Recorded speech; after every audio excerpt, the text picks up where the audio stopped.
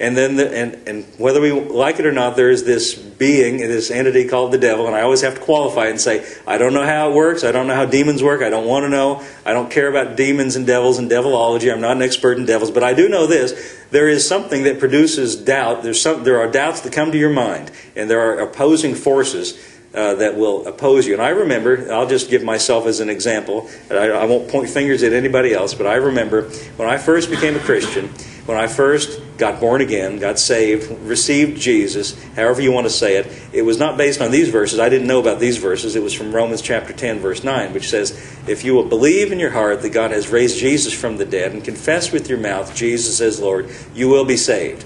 Now that was all I knew.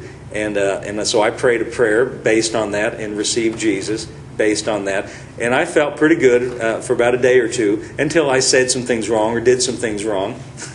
And then these doubts began to come to my mind. And I began to, these thoughts, here's how it went. How do you know you're really saved? How do you know you're really... What if you're fooling yourself? And here's the thought. What if you just waste your whole life trying to be a Christian, and then you get up to heaven and God looks at you and says, what are you doing here? You see? And these little thoughts of fear, these nagging little fears, and what if you just think you're born again, but you're not? What if you just think you're saved, but you're really not? What if how do you know? And so I would get disturbed and worried and afraid, that kind of fear is a tormenting kind of a fear. And so I didn't know really what I know now. I know lots of passages to turn a person to now if you have those kind of fears, but at that time all I knew was Romans chapter 10, verse 9. And so what I did was, knowing only that, I got a little bit afraid, and so I want to be right with God. I don't want to, miss God. I don't want to waste my whole life, living a Christian life, find out it wasn't right, So I opened my Bible and found Romans chapter 10, verse 9, and I went away in the bathroom where I knew I could be by myself, and knelt down by the bathtub, put my Bible on the edge of the bathtub, and I looked at it, and I just said, "Oh God, I don't want to make a mistake here, and I don't want to think I'm born again, and not really be born again, think I'm saved, not really saved." But here's what, and I read it again, and I read it to God as though He didn't know what it said, and I prayed, I want to be right here. And you said in your Word, if you confess Jesus as Lord and believe in your heart that God has raised Him from the dead, you'll be saved. And I want to do it right, so I'm just doing what it says here, and Jesus is my Lord, and I received Jesus as my Savior, and saying everything I could think of to say. And then I felt a little better, so I got up and went about my business. Well, the next day, those thoughts came again. Something like this. Remember what you said? When you kind of snapped at your wife a little bit, you should have done that. And remember what you did when you did something you shouldn't have done. And, maybe you're not really saved. Maybe it didn't really work. And I'd start thinking about that, and wow, maybe I'm not, And so I'd go back, pray that prayer again, receive Jesus again. You notice what it says here. Are you still in the... Oh, yeah, thanks, Anton. Yeah. Anton, go back to John chapter 1 just a second. John chapter 1, verse 12, one more time. As many as received Him, to them He gave the power to become the sons of God, even to those who believe on His name. You see, and I believed on His name, but then I began to doubt whether I did or not, you see. And so I'd go back and pray that prayer again, and open my Bible up to that same passage and pray it again. And I remember one day, these doubts and thoughts, were bothering me. And I remember 3 times in a single day. Imagine that. 3 times. I know none of you have ever done anything as silly as that. But 3 times in one day, I'm back there praying that prayer. And finally, after the 3rd time, I was just a little put out, and I didn't know where these thoughts were coming from. And I thought it was just me or, I didn't know. And I was just a little put out. I was kind of like, and I don't mean this in a sacrilegious way, a little bit half mad at God, like, why are you putting me through this torment? I mean, I finally said, listen, God, this is your book. I didn't write this book. You wrote this book. And I didn't put this Romans chapter 10, verse 9 in here.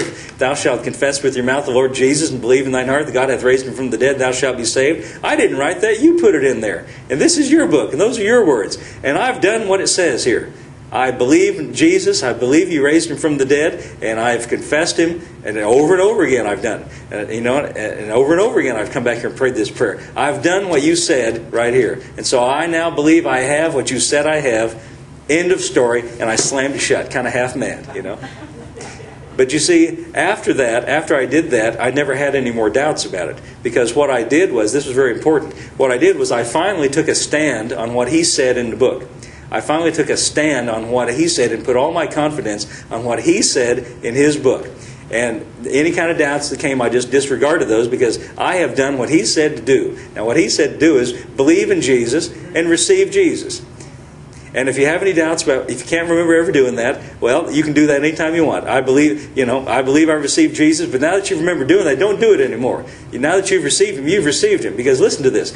I found out later, you see, that this entity, this devil, this Satan, his job is to accuse the brethren. He's called the accuser of the brethren. Now listen to this. He hasn't got any power. I don't want to burst your bubble. He's not as big as he pretends to be. He has got no power. He can't keep anyone from coming to Jesus. He can't keep anyone away from God. He can't keep anyone from receiving from God. He can't prevent you from connecting with God and receiving everything you need from God. But what he can do is try to talk you out of it.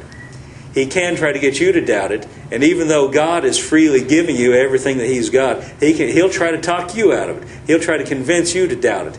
You see, you can have everything that God wants you to have and then begin to doubt it and then not enjoy the benefits of it. And see, if the devil could have kept me doubting my salvation, he could have kept me praying that prayer over and over again, I never would have grown any as a Christian, you see. I'd always be like a little baby in diapers, if I can use that analogy. But God wants us to grow in grace and in the knowledge of the Lord and be able to stand up on our own 2 feet and be confident in our faith. But the key to it is just to take a stand on what He says and just consider that what He says is true, no matter how I feel from day to day. Doesn't change what He says in the Word. Is that okay?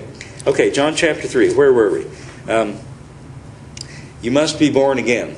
The wind blows where it lists or where it desires, and you hear the sound thereof. You cannot tell where it comes or whither it goes. So is everyone that's born of the Spirit. In other words, it's not physical. It's not apprehended by the senses. It's purely spiritual. It's purely apprehended by faith. So Nicodemus said, how can these things be? Jesus said, you're a master, meaning a teacher in Israel, and you don't know these things. He says in verse 11, verily, verily, I say unto you, we speak that we do know and testify that we have seen, yet you receive not our witness, meaning the Pharisees in general. Though this man Nicodemus stuck up for Jesus at his trial. So this, people criticize Nicodemus here in this chapter because he came to Jesus by night. Well, listen, at least he came to him, by night or not. At least he came to him. And if you read the whole story, Nicodemus, when they were trying Jesus and were going to crucify him, Nicodemus stood up for him and said, listen, we don't accuse a man without hearing from him. He stuck up for Jesus for them. So I'm not down on Nicodemus. I think he's a pretty good guy here.